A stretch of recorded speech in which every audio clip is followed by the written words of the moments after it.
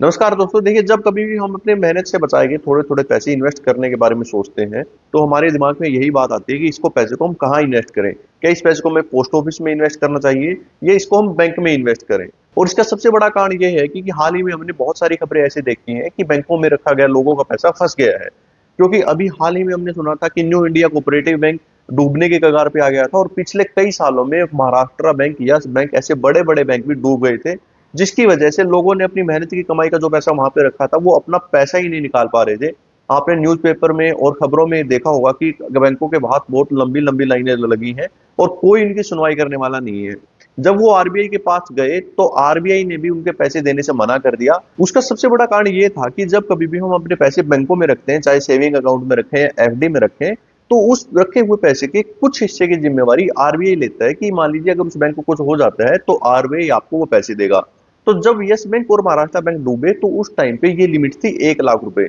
मान लीजिए आपने किसी बैंक में 5 लाख रुपए वहां पे इन्वेस्ट कर रखे थे, तो अगर वो बैंक डूब जाता है तो वहां पे सिर्फ आपको 1 लाख रुपए मिलते। तो इसी वजह से जब लोग आरबीआई के पास भी गए, वहां पे शिकायतें डाली, तो उस टाइम पे आरबीआई ने बोला कि आपका सिर्फ और सिर्फ 1 लाख रुपए तक का पैसा सिक्योर्ड है, इसीलिए हम आपको सिर्फ 1 लाख रुपए दे सकते हैं। बहुत सारे लोगों के 10 लाख रुपए इन्वेस्ट कर रखे थे, किसी ने 5 लाख, तो किसी बहुत सारे लोगों ने 1 लाख रुपए से ज्यादा वहां पे इन्वेस्ट कर रखे थे। तो इसी चीज को देखते हुए सरकार ने एक अमेंडमेंट किया। सरकार ने ये किया कि जो 1 लाख रुपए की लिमिट थी उसको बढ़ाकर 5 लाख रुपए की अब कर दिया गया है। यानी बैंकों में आप जितना भी पैसा रखोगे उसमें से 5 लाख रुपए तक की जिम्मेवारी आरबीआई लेता है कि अगर उस बैंक को कुछ हो जाता है तो आरबीआई आपके वो पैसे देगा। हालांकि आरबीआई डायरेक्ट वो पैसे नहीं देता, आरबीआई से रिलेटेड एक संस्था है डीआईसीजीसी, वो संस्था आपको वो पैसे देती है। तो इसीलिए आप किसी भी बैंक में यहाँ पे पैसे इन्वेस्ट करते हैं, जैसे कि हमारे इंडिया में 12 सरकारी बैंक है, 21 प्राइवेट बैंक है और 11 स्मॉल फाइनेंस बैंक है। तो आप किसी भी बैंक में पैसे इन्वेस्ट करते हैं तो उसके 5 लाख रुपए तक की गारंटी आरबीआई की डीआईसीजीसी लेती है। यानी वहां पे कुछ होगा तो आपको 5 लाख रुपए तो मिलेंगे ही मिलेंगे। इसीलिए जब कभी भी हम पैसे इन्वेस्ट करने के बारे में सोचते हैं तो हमारे दिमाग में सबसे पहले दो ही सवाल आते हैं कि सबसे पहले तो ये कि हमारा पैसा कहाँ पे ज्यादा सुरक्षित है। फिर हमारे दिमाग में सवाल ये आता है कि मान लीजिए हमने पैसे इन्वेस्ट कर दिए तो कहाँ पे हमें ज्यादा ब्याज मिलेगा, यानी कहाँ पे हमें ज्यादा फायदा होने वाला है। अगर हम सिक्योरिटी की बात करें तो जैसा कि मैंने अभी डिस्कस किया कि अगर बैंकों में पैसा रखेंगे तो हमारे 5 लाख रुपए तक के पैसे वहां पे सुरक्षित है। लेकिन पोस्ट ऑफिस में ऐसा नहीं है। पोस्ट ऑफिस क्योंकि आरबीआई के अंडर नहीं आता, पोस्ट ऑफिस डायरेक्ट भारत सरकार के अंडर आता है।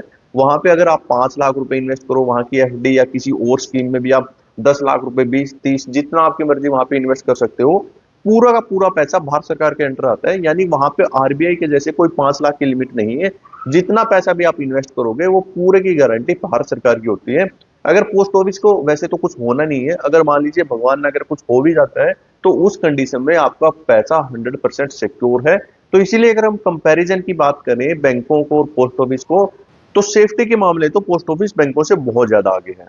आइए अब डिस्कस करते हैं हमारा दूसरा सवाल कि कहाँ पे इन्वेस्ट करने पर हमें ज्यादा फायदा होगा। यानी अगर हम पोस्ट ऑफिस में इन्वेस्ट करते हैं तो वहां की ब्याज दर क्या है, वहां पे हमें कितना ब्याज मिलेगा। अगर उसी पैसे को हम बैंकों में इन्वेस्ट करते हैं, यहाँ पे हमें सारे के सारे जितने भी 12 सरकारी बैंक हैं, 21 हमारे प्राइवेट बैंक है और 11 जो स्मॉल फाइनेंस बैंक है, सबकी इंटरेस्ट रेट को कंपेयर करेंगे पोस्ट ऑफिस की ब्याज दरों से और फिर कंक्लूजन निकालेंगे कि कहाँ पे आपको ज्यादा फायदा होने वाला है। तो चलिए चलते हैं हमारी स्लाइड्स पे कि आपके सामने जो स्लाइड है ये है भारत के उन बैंकों के जो आपको आज के टाइम पे सबसे ज्यादा ब्याज दे रहे हैं।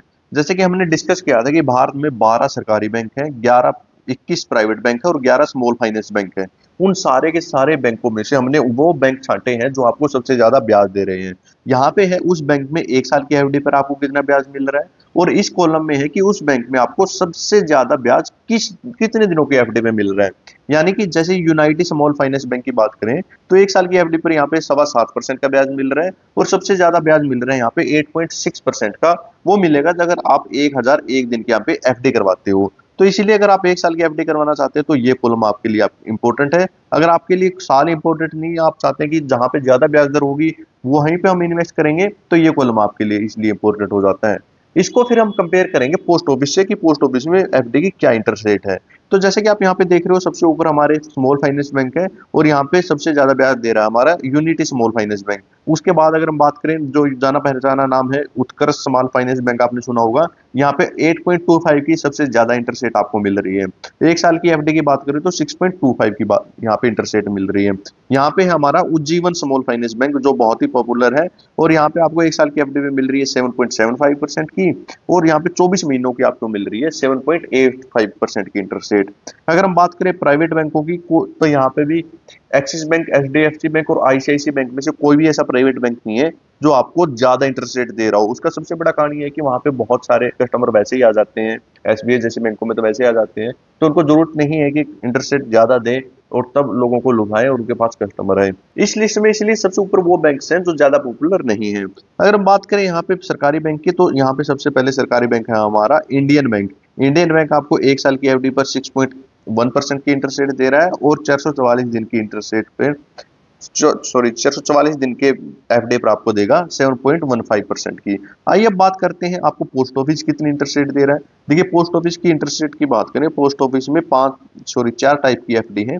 एक साल की एफडी है, 2 साल की एफडी है, 3 साल की एफडी है और 5 साल की एफडी है। एक साल की एफडी की इंटरेस्ट रेट 6.9% है, 2 साल की एफडी की इंटरेस्ट रेट 7% है, 3 साल की एफडी की इंटरेस्ट रेट 7.1% है, और 5 साल की एफडी की इंटरेस्ट रेट 7.5% है। तो अगर आप यहाँ पे देख रहे हो सबसे ज्यादा आपको इंटरेस्ट रेट 7.5% मिल रही है।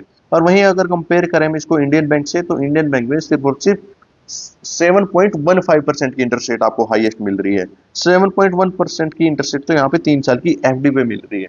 तो इसीलिए अगर आप एफडी करवाना चाहते हैं वो भी 5 साल की, तो आप पोस्ट ऑफिस में करवा सकते हैं, क्योंकि यहाँ पे पोस्ट ऑफिस में सेफ्टी भी है और इंटरेस्ट रेट भी अच्छी खासी है। वहीं अगर आपको ज्यादा ब्याज की जरूरत है तो आप स्मॉल फाइनेंस बैंक की तरफ जा सकते हैं, क्योंकि वहां पे आपको ज्यादा ब्याज मिल रहा है।